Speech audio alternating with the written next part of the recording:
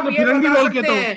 क्या आप ये बता सकते अच्छा हैं? ठीक है, अब आप दोनों लोगों को मैं रोक रहा हूं। मेरा जो अतुल जी, टॉपिक है उसी टॉपिक पर आप बने रहें, विषयांतर ना करें। आपका अध्यक्ष आप चुने, आप दोनों को मुबारक हो। डॉक्टर पूजा मिश्रा, अब सवाल इस बात का है कि बड़े आरोप जो कि दो पार्टियों में, एक सत्ता में है, एक मुख्य विपक्षी दल के तौर पर है, वो देश की धरती और विदेशी साजिश, इसके आरोप प्रत्यारोप में है। आपका आरोप है एसआईआर, आपका आरोप है कि बीएलओस के ऊपर दबाव ज्यादा है। क्या इतने तक ही आप सीमित हैं, या आप भी इनकी इस साजिश में या फिर आरोप में शामिल हो रहे हैं कि हाँ ऐसा हो रहा एक दूसरे पर? सुनने दीजिए, भाजपा के जो प्लीज ये नेता सुनने दीजिए। बोल रहे हैं, उनको ये लग रहा है कि उनका होलकर साहब ने, रमन जी जब हो गया सर। रमन जी आऊंगा, रमन मलिक साहब, रमन मलिक साहब, अब आपका समय खत्म हुआ सर, प्लीज। रमन मलिक लिख के अब बोला पूजा जी से मेरा सवाल है, पूजा जी से मेरा सवाल है। रमन मलिक एक सेकंड, रमन भाई एक मिनट, जब आऊंगा तो अपना जवाब दीजिएगा। पूजा मिश्रा से मेरा सवाल है, पूजा जी प्लीज। रोकी जा रही थी, इसलिए मेरे को ये बात जरूरी है रखने की। ये जरूरी बात है, मेरे को सिर्फ 10 सेकंड आ जाऊंगा रमन जी, आऊंगा, अभी फिर से लौट रहा हूं, फिर आपके पास मेरे को सिर्फ 10 सेकंड चाहिए। अच्छा ठीक है, 10 सेकंड, सिर्फ 10 सेकंड, सिर्फ 10 सेकंड। नहीं, I am not yielding Atul, I am not yielding, मेरे को 10 सेकंड चाहिए। 10 सेकंड दे तो दिया भाई, बोलिए।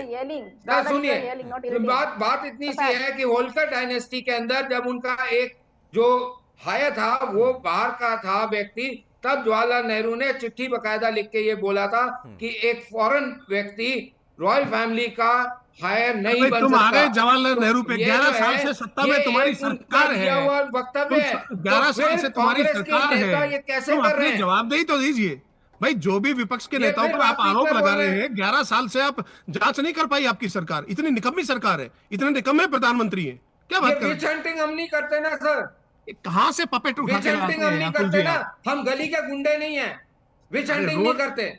रोड छाप तो हो यार तुम। नहीं यार, अरे भाई ऐसे नहीं, एक सेकंड भाई, अब आप पपेट बताएंगे, वो रोड छाप आप उनको बताएंगे। अभी आप भाषा की मर्यादा सिखा रहे थे डॉक्टर राहुल, और आपकी भाषा देख लीजिए भाई। मेरे प्लेटफॉर्म पर मेरे साथ जब चर्चा में आप लोग शामिल हुए, मैं फिर से तीसरी चौथी बार गुजारिश कर रहा हूं, अपनी भाषा बिल्कुल सही रखा करिए। ये आप लोग आरोप प्रत्यारोप किसी और मंच पर करना हो कर लिया करिए, उनको शोभा भी देता होगा, मुझे नहीं देता है।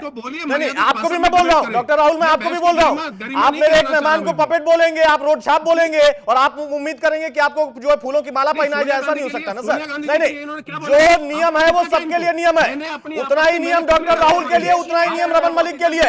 अपनी भाषा का आप भी उतना नहीं, अपनी भाषा का आप भी ख्याल रखिए सर प्लीज। हाँ डॉक्टर पूजा प्लीज कंटिन्यू। तो पहली बात तो अभी जिस तरीके से जो डिबेट चल रही थी, ये मैं वाकई अपने पैनलिस्ट लोगों को भी रिक्वेस्ट करूंगी कि जब आप सोनिया गांधी जी के बारे में बात करते हैं, जो महिला भारत की नागरिक है, भारत में वोट दे रही होती है, और आज से नहीं, क्या नागरिक फिर आप देना छोड़ दीजिए, जो बाहर से आते हैं उनको नागरिकता देना बंद रहा होता तो हम मानते हैं, फिर हम भाजपा के नेता से भी जो है टॉपिक पर आइए मैडम, टॉपिक पे आइए प्लीज। नेता को ये समझ, बिल्कुल आपने इतने समय से किसी को आने दिया टॉपिक पे? प्लीज आप आ जाइए मैडम, जल्दी आइए। ना अतुल जी, मैं एसआईआर पे ही बात करना चाह रही थी। एसआईआर पे ही बात कर लेते हैं ना। वैसे जो है भाजपा से सबको सीखना चाहिए, 9 दिन चले 2.5 कोस, ये कोई कर नहीं पा रहा है, ये सिर्फ और सिर्फ भाजपा कर पा रही है। अब जो है आप बात कर रहे हैं एसआईआर की, समाजवादी पार्टी प्रश्न कर रही है एसआईआर पर। क्यों नहीं करे समाजवादी पार्टी प्रश्न एसआईआर पर? क्यों नहीं करे समाजवादी पार्टी प्रश्न इलेक्शन कमीशन पर?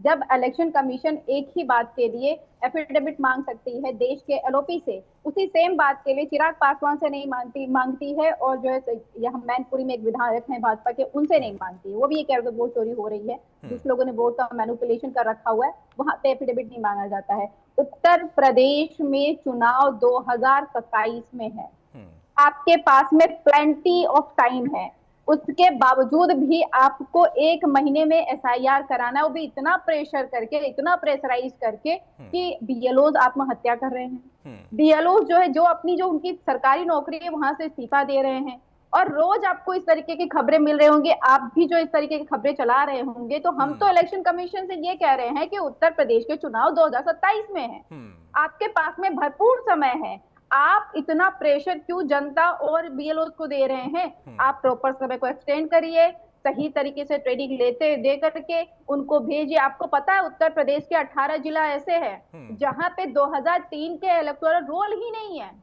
और वो पता कब चलता है? तब पता चलता है जब समाजवादी पार्टी के बीएलए कॉल करते हैं एसडीएम को और बोलते हैं यहाँ पे एसआईआर का फॉर्म नहीं फिल हो पा रहा है, क्या प्रोसेस है, ऑनलाइन मिल नहीं रहा है, तब वो कहती है हमारा जिला उन 18 जिलों में से आता है जहां पे 2003 का इलेक्टोरल रोल नहीं मिल रहा है। तो आप सोचिए कि कितनी तैयारी हो रखी है इलेक्शन कमीशन की कि वो बिना इलेक्टोरल रोल नहीं मिल रहा है उसकी जानकारी आपने ना तो बीएलओ को दी है ना ही जनता को जानकारी। वो परेशान है एसआईआर का फॉर्म भरने के लिए। फिर जब हमारे अच्छा डॉक्टर पूजा, मैं बड़ा एक चीज से थोड़ा सा हतप्रभ होता हूं, जब बिहार में हुआ तब भी वही आरोप, जब बंगाल में भी होना है तब भी वही आरोप, उसके बाद यूपी के लिए भी आप आरोप लगा रही है। बीजेपी कांग्रेस के बीच में तो ये मामला आप देखिए सरहद पार और सरहद के अंदर तक आ गया है, लेकिन आप लोग अगर एसआईआर पर सीमित हैं तो अच्छी बात है। और आपके नेता ने कहा कि लगभग 3 करोड़ वोट काटे जाएंगे, तैयारी पूरी नहीं है, बहुत सारे आरोप है। लेकिन सवाल ये है ना कि जब आपको समय मिले तो भी कह रही हैं कि उसके बाद भी वहीं दबाव है, समय ना मिले तो भी वहीं दबाव है, तो कुछ नया तो होना चाहिए ना। जवाब नहीं मिल पा रहा है, चुनाव आयोग जवाब दे नहीं रहा है, ये भी आपका आरोप है। बीजेपी जवाब दे रही है तो उसमें भी आपको वो जवाब संतुष्टि वाला है नहीं। अब इसका हल कैसे निकलेगा, सवाल है। मैं आपको रोक रहा हूं, एक छोटा सा ब्रेक लेंगे, उसके बाद में युवराज जी आपके पास आऊंगा और राजलक्ष्मी आपके पास भी आऊंगा। सवाल इसी बात का है कि दो बड़े आरोप, जो गंभीर आरोप है दो पार्टियों में कि साजिश रची जा रही है विदेशी धरती से या देश के अंदर विदेशी हैंडल से, और दूसरी तरफ चुनाव आयोग बीजेपी के साथ मिलकर वोट काटने का एक तरीके से तंत्र बन गया है। एसआईआर के जरिए वोट काटा जा रहा, अब उसका अगला टारगेट बंगाल और यूपी में खासतौर पर है। अब इसका जवाब क्या है, एक छोटा सा ब्रेक, जल्द आते हैं।